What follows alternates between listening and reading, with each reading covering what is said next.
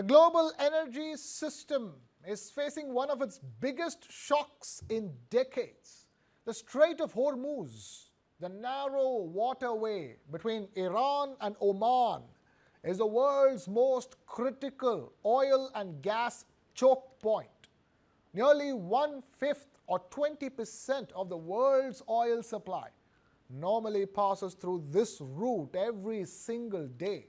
But amidst the ongoing conflict in West Asia, shipping traffic through the Strait of Hormuz has slowed dramatically, screeching to a halt even. Insurance companies have pulled back war risk coverage. Shipping costs have surged, and several oil tankers have stayed away from the region. Now, under normal circumstances, nearly 19 to 20 million barrels of oil per day passes through this route, roughly 20% of the world's oil supply. But amidst the ongoing tensions in West Asia, shipping activity has slowed dramatically. Energy analysts say oil flows through the strait have dropped from around 19.5, 20 million barrels per day to just 500,000 barrels per day, meaning over 17 million barrels of supply are effectively disrupted. And the impact is not just about oil prices, it's also about energy supply chains across the world. The impact is visible in India as well, which relies heavily on imports from the Gulf for cooking gas or LPG.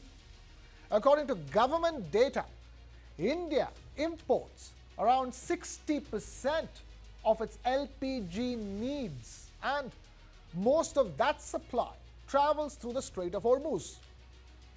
Today, two LPG carriers, Shivalik and Nanda Devi, carrying around 92,700 tons of LPG, have managed to cross the strait and are now heading towards Gujarat's Mundra and Kandla ports. But here's a striking comparison. India consumes almost 90,000 tons of LPG every single day. That means the entire shipment coming into Gujarat now is roughly equal to just 1 day of India's cooking gas demand. In other words, even large shipments arriving at Indian ports barely cover a day's national requirement. That means any prolonged disruption in supply routes like Hormuz could quickly trigger shortages. And the signs of that stress are already visible.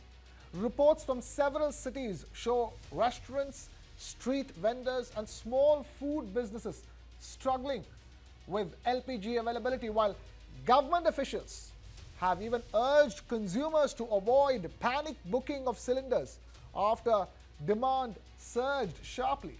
Take a look at this ground report. Gas cylinder की किल्लत से परेशान लोग सड़कों पर खड़े होकर इंतजार कर रहे हैं, लेकिन उनको सिलेंडर नहीं मिल रहा है। आप देख सकते हैं नोएडा सेक्टर 5 में किस तरह से लोग यहां पर लाइनों में खड़े हुए हैं। लंबी कतार देखिए सिलेंडर्स की रखी हुई है और लोग इस इंतजार में हैं कि गाड़ी आएगी और उनको यहां गैस सिलेंडर मिलेगा। लेकिन उनका कहना है कि सुबह 5 बजे से खड़े हुए, अभी तक गाड़ी का कुछ भी पता नहीं। तो आप देख रहे हैं ये लंबी सी लाइन लगी हुई है जो सिलेंडर की, वो आप देख सकते हैं। और सिलेंडर के साथ में वो लोग भी खड़े हैं जिनके ये सिलेंडर हैं, जो लोग लेकर आए हैं अपने घर से। तो आप देख सकते हैं दूर तक सिर्फ और सिर्फ गैस सिलेंडर ही आपको नज़र आएंगे और ये गैस सिलेंडर खाली हैं। कहाँ से आई हैं आप? 8 से। कहाँ पर रहती, कहाँ पर? सेक्टर 8 में। अच्छा, 8:30 में रहती हैं। तो कब से आई, कितने बजे आई थी? 2 बजे रात से आया हूँ, 2 बजे रात से। अच्छा, हाँ, और 4 दिन हो गया खाना बना रहा घर में, बच्चे भूखे रो रहे हैं खाना भी नहीं। हाँ। और एक ही सिलेंडर है? नहीं, 2 सिलेंडर है तो नहीं भराया। अच्छा, हाँ, तो दोनों ही खाली हो गए आप? दोनों, हाँ दोनों खाली हो गया है। तो पहले वाला तो भरा के नहीं रखा था? नहीं, मैं गांव चला गया था। अच्छा, ठीक ना। और आप इंतजार कब से कर रहे हैं यहाँ पर? 2 बजे रात से। 2 बजे रात से बैठी हैं? हाँ। So the big question is this. If tensions continue in West Asia and shipping through the Strait of Hormuz remains uncertain, how vulnerable is India's cooking gas supply? Is the country prepared for a prolonged disruption in one of the world's most critical energy corridors? And what does this crisis reveal about India's growing dependence on imported LPG. We have Major General Sudhakar Ji, Defence and Strategy expert, now joining us on the broadcast. We also have Adit Kothari, Foreign Affairs and Geopolitical expert, joining us live from London. We have Pathikrit Pine, Senior Research Fellow, Syama Prasad Mukherjee, Research Foundation, also with us. Thank you, all three of you, for taking time out to be with us. I'm going to begin with Major General Sudhakar Ji. We're back to that all-important question, because even as you hear news, there's a massive ship, arriving with thousands of tons of LPG into India's ports. All of that is going to be equal to just a day of India's demand. And India is right now counting days to how many days this is going to last. Not a week or anything, but we're hoping that this crisis can be resolved in a matter of days. Yeah, Krishna, good evening. Thank you for getting me for your show, and my warm greetings to very distinguished and esteemed co-panelists. Yes, I do agree. There is the case warrants a lot of alertness, vigilance, proactive actions by many stakeholders. But let me assure you, our country leadership is not sleeping. They are working day in and day out, working out options. And let's be very clear. Yes, we do get almost 40% of the crude out of 88.3% of oil that we import from outside the country annually. 40% is from Middle East through the Strait of Hormuz. 60 to 65% is liquid natural gas, and the cooking gas is 90 to 95%. This is what people have to understand. They mix up with the LNG and the cooking gas. They're two different things to my best of understanding. So we have adequate stock. This much I have been told by people. I'm just back from an international and national seminar. I met people who are dealing with the subject. They have given me clear indications. We have adequate stock, but that doesn't mean that we become complacent. We have to continue working round the clock. We are importing from more than 40 countries. And it is not only one basket, that is Middle East. Middle East has got the largest chunk, all right. But we also have multiple options opening up. Russia, for one, not that we heard the dictates of United States. It's driven by the requirement of the people. I'm not talking about strategic autonomy. I'm talking about the inescapable necessity of 1.45 billion population. So therefore, I think the government, the dispensation who's looking after the governance, they're more than alert. They are taking adequate action, and details may not be coming out in the open. So to sum it up, whatever I have said, although it was a kind of a sudden development, impromptu kind of a challenge which emerged, going by the strategic reserve that we maintain. I feel the government should actually come out clear and give out all this. We have adequate strategic reserve. When I was in service, we used to maintain something close to 60 days of oil, a certain number of days for the gas, or different varieties of gas, CNG, then you have LNG, you have cooking gas.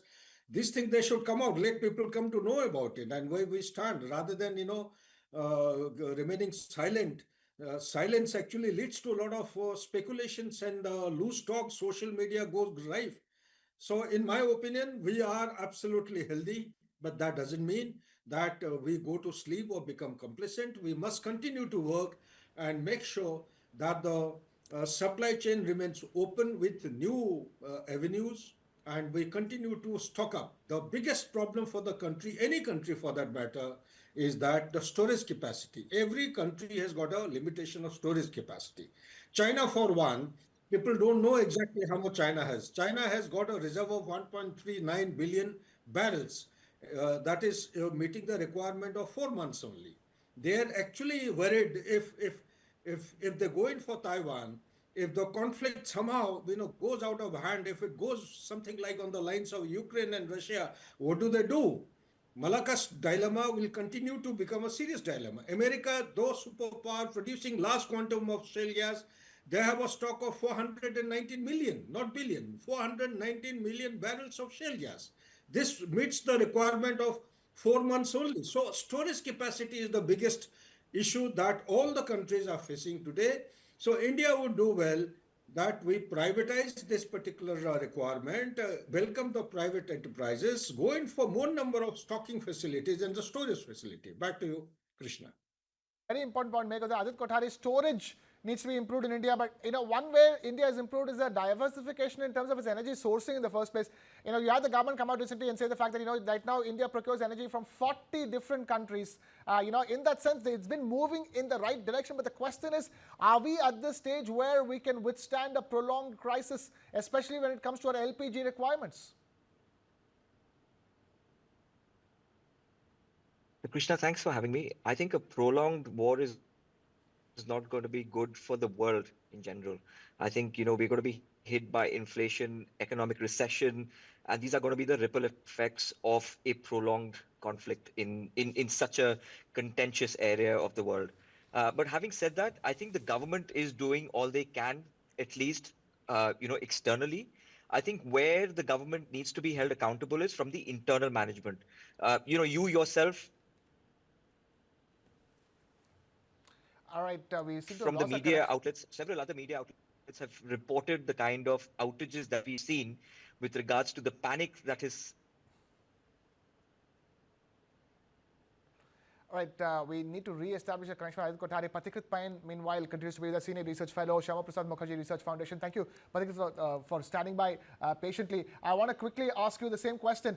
We are vulnerable to global shocks like any other country, but how vulnerable are we at this stage? Because the LPG chaos doesn't seem to end. Call it panic booking by consumers.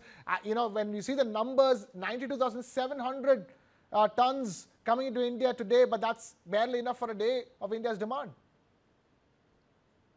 Well, I think similar kind of panic was, attempted to be spread by a lot of people when the COVID situation and lockdown started. And then eventually, we became far more resilient. If you remember, I think today, probably most of people have forgotten how at that point of time, a lot of negative news was spread by certain vested interests. And in spite of that, the country ensured that it domestically produced vaccines and gave it to more than 100 crore people, eligible citizens, free of cost. Then it gave more than 80 crore people got additional free rations.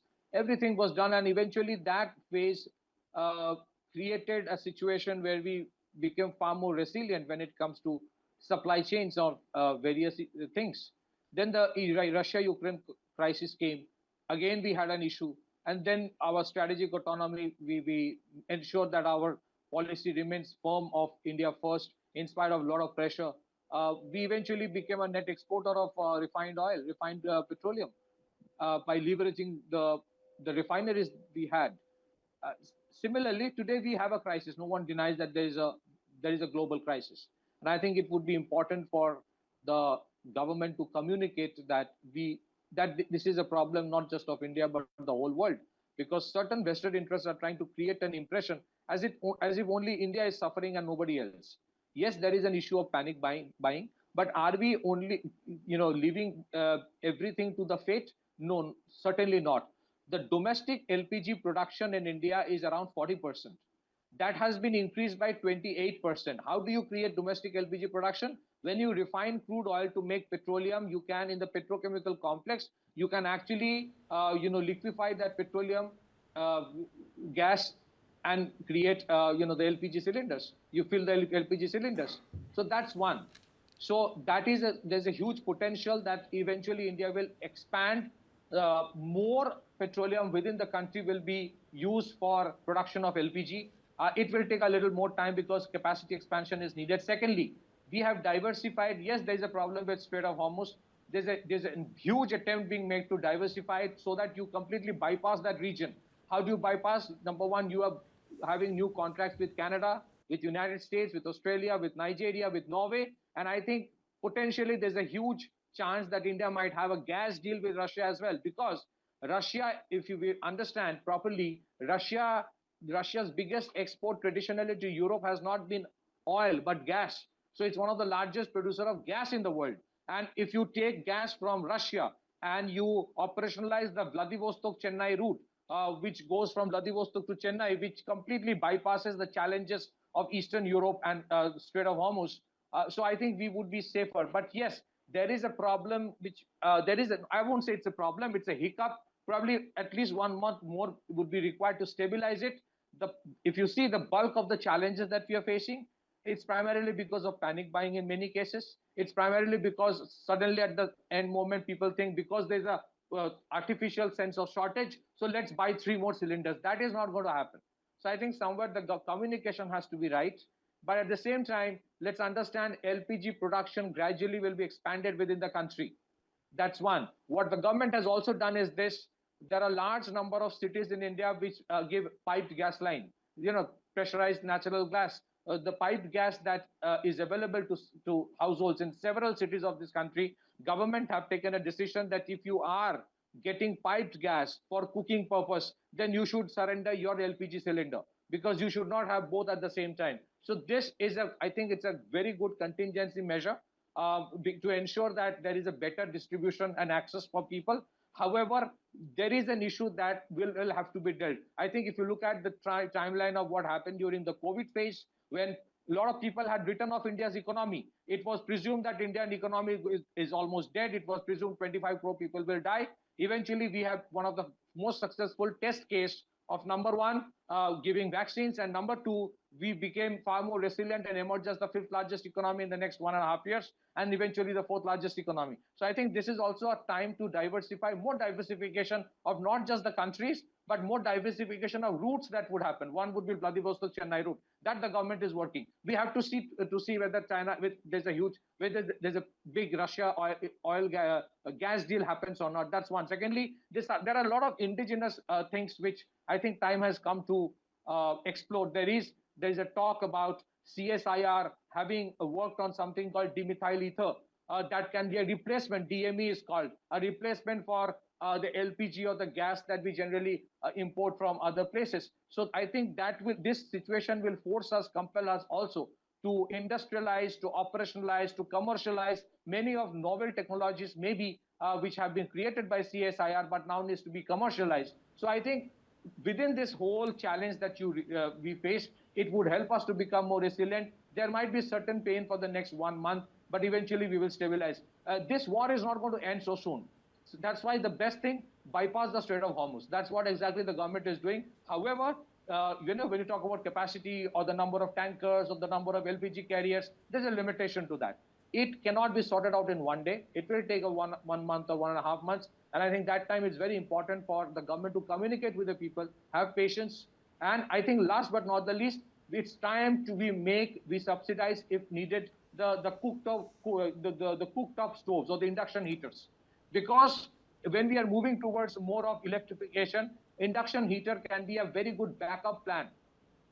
Government can subsidize the induction cookers, let people use that for cooking so that you at the same time gradually reduce your dependence on that gas and have a backup. It should not be that suddenly because of a temporary shortage of LPG, you're not in a position to cook. So the best way, subsidize the induction stoves, allow more people to have it. That can be a very good backup. You must remember the Ujala Yojana the Ujwala Yojana and the Ujala Yojana ensure that a lot of countries, almost all households would have electricity and have an LPG connection. So combining both, you can have a situation where an induction cooker can be a very good opportunity. A induction stove can be an opportunity to bridge this challenge and at the same time diversify and look for alternates within the country.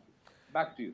Absolutely. Every crisis is an opportunity, Ajit Kothari, isn't it? And this is a crisis which can be a massive opportunity for India to realign its own energy map while we are busy striking a balance between 40 different energy sources and different countries. It is the best time possible to reduce our own dependence on imported cooking gas, isn't it?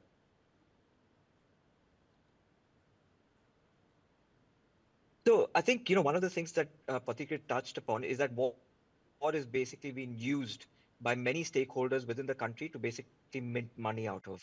Induction cookers being one of them. We've seen in the markets, prices being sold at almost double the price of what they used to sell about a month or so ago. So I think the government needs to ensure that checks and balances are in place, and people who have access to selling these necessities are not basically exploiting the consumer at the end of the day. So I think internally those checks and balances are missing, which is why, when your journalists also go out to cover these kind of scenarios on the streets, we find that people have been waiting for days or hours, waiting for basic necessity items. So I think that part of internal management needs to be looked by the various ministries. They need to ensure that people who are profiting out of this wartime, they need to be made accountable, and heavy prices must be levied on them.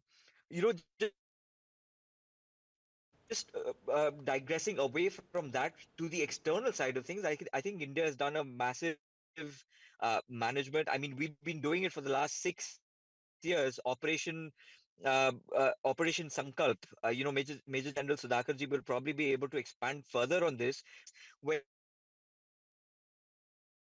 India has been doing the bulk amount of ships are well stocked up, they're well sort of attained to, and whatever vessels are coming through the Strait of Hormuz do not encounter any sort of piracy issues, and as a consequence, the Indian Navy basically escorts them right to all of the ports, whether that be in Gujarat or Maharashtra or even Visakhapatnam for that matter. So I think those things need to be highlighted, that the government of the day has actually done a massive amount of service to the people of India. And also externally, India has been able to talk to the GCC countries, buy fuel from Russia, have security and intelligence service exchanges between Israel and the United States, and also at the same time ensure that they're being able to check out their ships from the Strait of Hormuz. I mean, India is probably one of the very few countries which has been able to successfully bypass all of the war scenarios at this point, and ensure that two of the vessels have docked into the Indian ports. So I think that needs to be applauded, and I think that needs to be compared to the rest of the world, which is actually struggling at this point. Fair enough. Major Sudhakar ji, good point that I started talking about now, and you can also talk about it as well, the Operation Sankalp, and the fact that India is very well placed at this stage in terms of efforts that have been done so far, be it in terms of diversifying energy sources or reducing our own dependence on the all-important Strait of Hormuz per se is concerned. Yeah, Krishna, both Aditi and Patikrit, they have made very brilliant points. In fact, they've given out very practical way forward, which has already been factored in.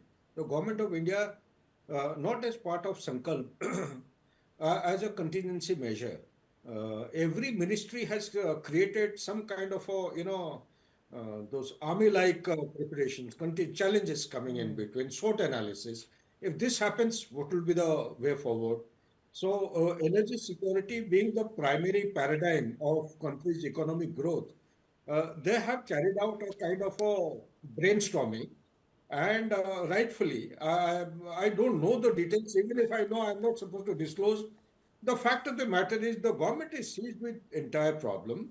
Patikrit made a very good point, as also Aditi. See, we have taught always in army that despite all challenges, learn how to keep working through the jamming or the problems that you have.